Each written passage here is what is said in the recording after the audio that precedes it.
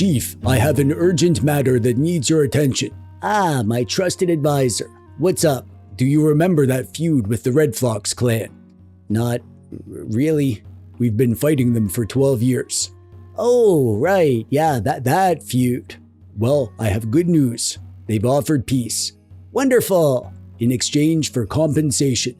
Reasonable. And the return of their cattle. Fair. And the return of their sacred treasures. Getting a little greedy. And the tribe's chief wants his wife back. Absolutely not. Chief, I don't think we're the good guys. What? Of course we are. I'm in a cage.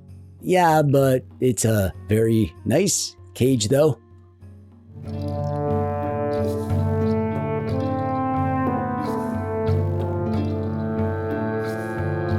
I think a lot of gamers spend their gamer lives chasing stories.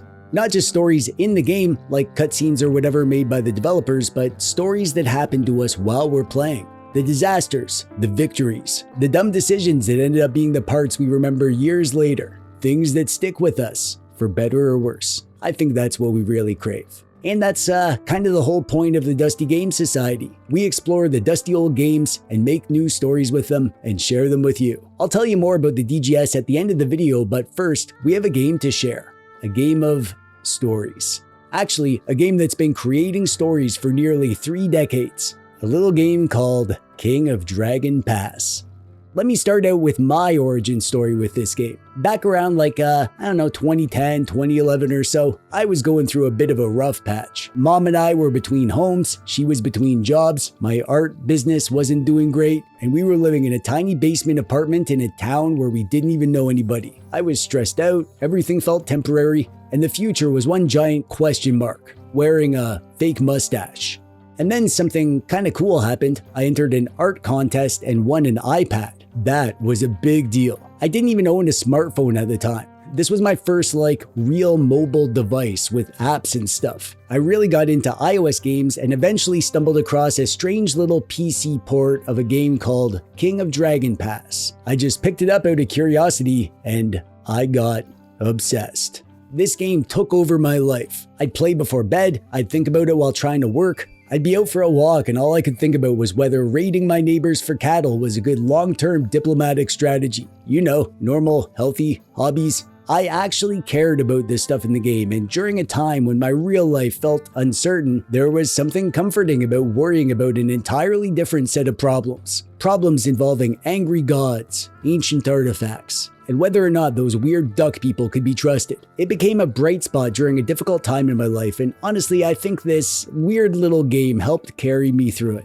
King of Dragon Pass was originally released in 1999 for Windows and Mac, developed by A Sharp and set in Greg Stafford's legendary Glorantha setting. I didn't know anything about Glorantha before playing this game, but I've since learned that it's a huge fantasy world that was made as a TTRPG setting. The RuneQuest game is based in this world. King of Dragon Pass wasn't a massive hit at the time, but since then it's built a passionate cult following from dweebs like me discovering it years later and wondering how we'd never heard of it before. These days you can play this all sorts of places: PC, Mac, iOS, Android. I played it on Android this month and honestly it feels perfectly at home there. Most of the game is reading events, making decisions, and managing your clan, which works beautifully on a touchscreen. You can play for 5 minutes or lose an entire evening to it. The game eventually received 2 spiritual successors, proving that this strange cult classic still has some life left in it. Trying to explain King of Dragon Pass is weird because it doesn't really play like anything else. You control a clan of people who were displaced from your home, and now you're settling in the dangerous lands of Dragon Pass. Every year you're trying to keep your people fed, alive, and maybe even a little prosperous, while dealing with rival clans, diplomacy, raids, trade agreements, feuds, monsters,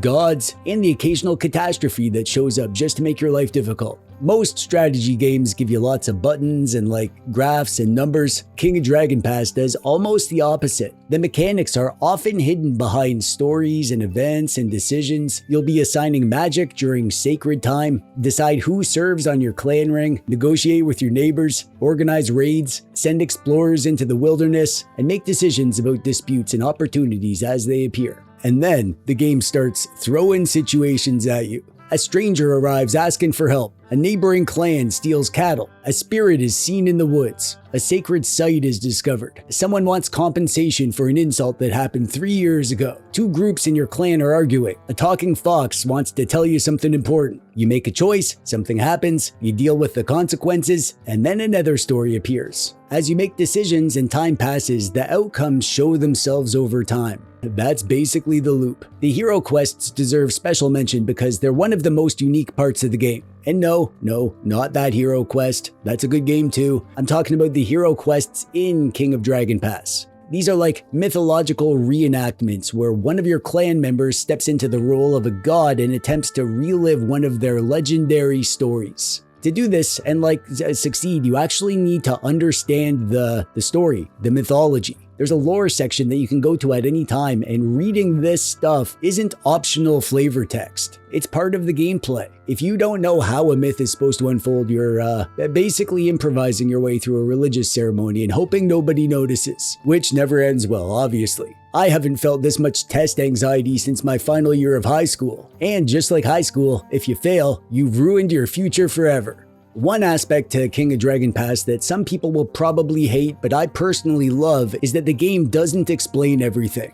Or anything, really. Most of the mechanics are intentionally obscure. Sometimes you'll make a decision and have absolutely no idea whether it was brilliant or catastrophically stupid until years later. Figuring out how the game and the world works is it's part of the game, and also part of the fun.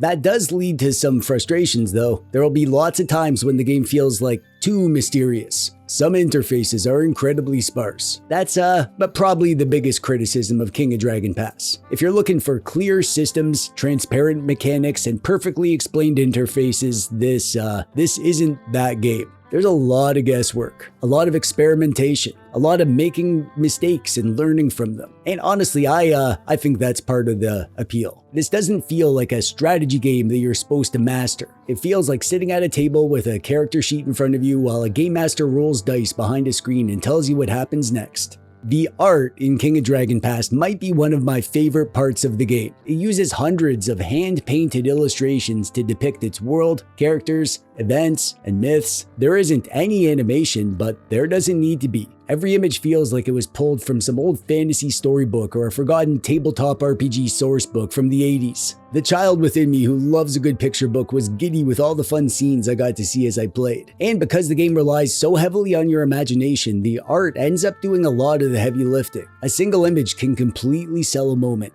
Also, can I just say that the retro vibes are off the charts too. Not just retro video game vibes, retro RPG vibes. The kind of feeling you get from flipping through an old fantasy rulebook and seeing some hand-drawn illustrations of a scene that makes you want to learn more about what the heck this world is about. The music is excellent. Some lovely fantasy tunes, atmospheric, memorable, and perfectly suited to the setting. It does a great job of making Dragon Pass feel ancient and mysterious without becoming distracting. There isn't really much audio in the game other than some simple interface sounds and the music, but I guess it doesn't need more than what it has.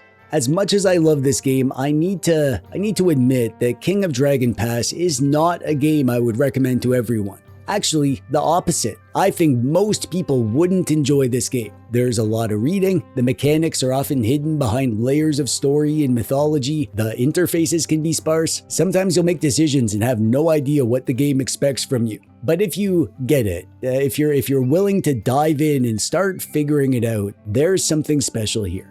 And I think that since you're here watching my channel, there's a good chance that you're the kind of dweeb that would end up loving this. Like I said at the start, I think lots of gamers are craving stories, and what makes King of Dragon Pass memorable isn't the mechanics or getting good at it and winning, it's the stories. It's the rival clan that became your greatest ally. The disastrous raid that started a decade-long feud. The hero quest that somehow succeeded despite you guessing your way through half of it. The strange encounter in the wilderness that changed the direction of your clan forever. This game isn't really, asking you to optimize a spreadsheet or whatever. It's asking you to use your imagination and live in this world. Dragon Pass is a harsh land full of feuding clans and scarce resources, ancient gods, old grudges, and constant uncertainty, but it's also a place filled with wonder, discovery, friendships, and lots of stories to be told. And all these years later, I still love it. Not because I've mastered it or am even any good at it whatsoever, to be honest. It's because every time I start the game up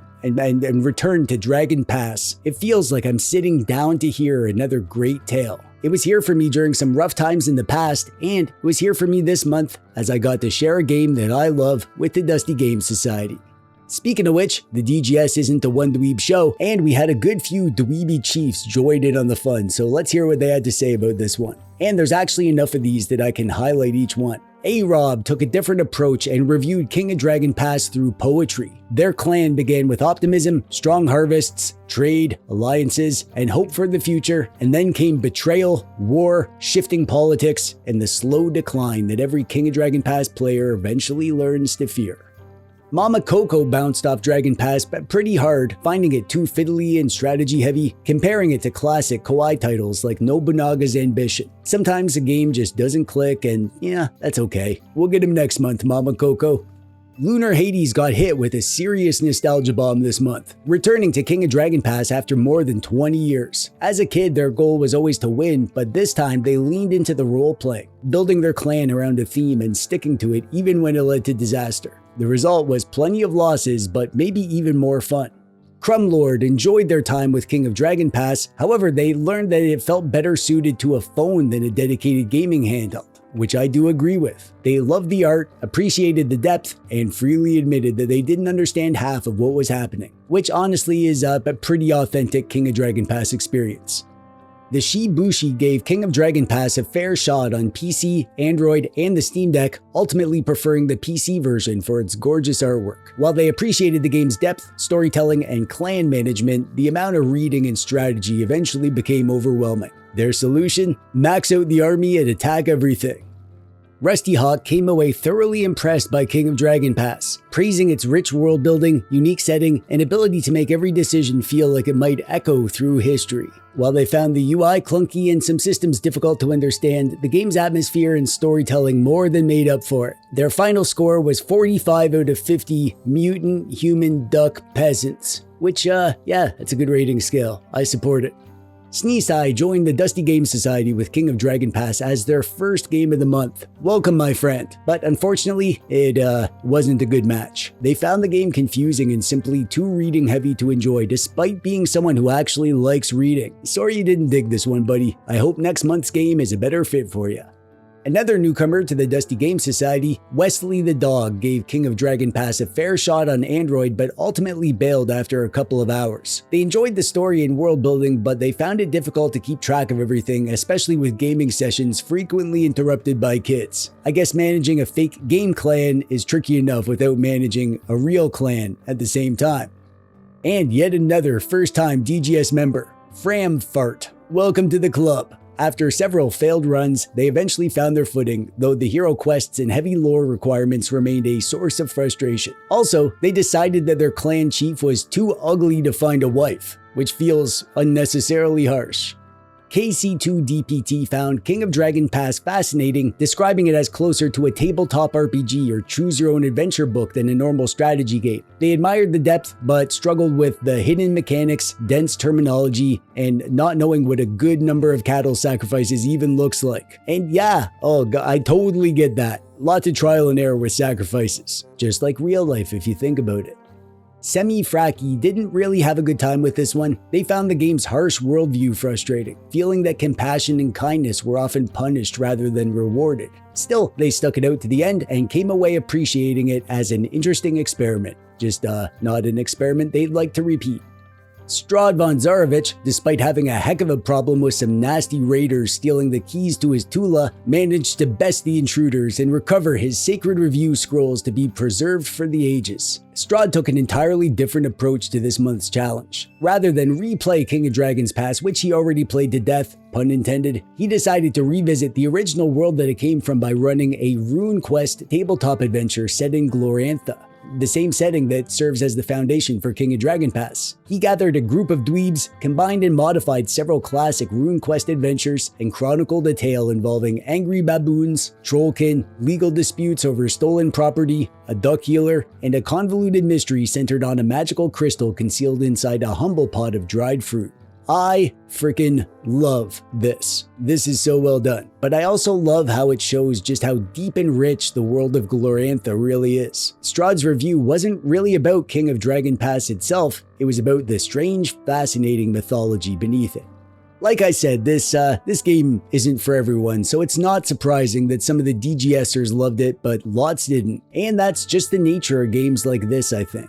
They ask a lot from you, and not everyone is willing to give the game what it needs. But I'm confident in saying that those who are willing will get a lot of reward from it. And the friendship of duck people. Oh, they should make a spin-off game of this with just the duck people. They could call it Duck Tales. That has a nice ring to it. The Dusty Game Society is a retro gaming sorta club thing that I run for my patrons. Each month I host a game for us to play, we play it, chat about it all month long, have weekly chit-chats about various topics related to the game, and at the end of the month I collect everyone's mini reviews for videos like this. I like to think of it like a book club for retro games kind of thing. If you're interested in supporting what I'm doing here and playing some games with the Dusty Game Society, you can learn more by checking out the link in the thingy below. And I really hope you give King of Dragon Pass a chance. It might not be your cup of mead, but there's a chance it will be, and I honestly think it's special enough to take that chance. And if you do, please share your thoughts in the comments. I'd love to know what you think of this one.